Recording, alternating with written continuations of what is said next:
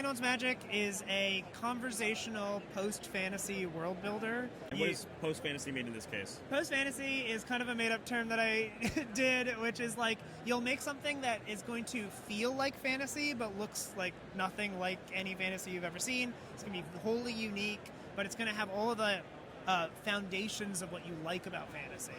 So how do you go about building a unique fantasy world when people have been doing fantasy for so long? Well, a big thing is that right off the top, I ask people to name some touchstones that's specifically not from fantasy media. Yeah. So that gets you out of that mindset. And then also, you start with an interesting magic system that's going to feel very grounded to the world, and then how it's changing. So it's also putting fantasy not in a tradition, but more in a weird transitional period that I think does a really good job of breaking out of fantasy norms, because you have to think about we're talking about Hellboy. Hellboy was one of our touchstones, and our magic is about how when I eat rocks, I can change the properties of elements. And you're okay, so what does that actually look like? How do we make that work?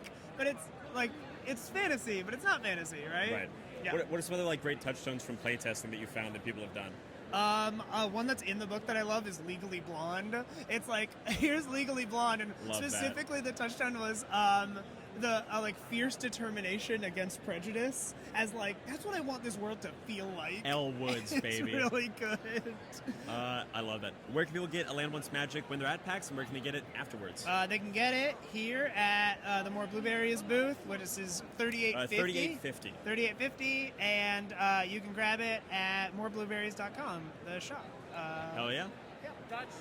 Dot shop. Moreblueberries.shop. A Land Wants Magic. Go grab it.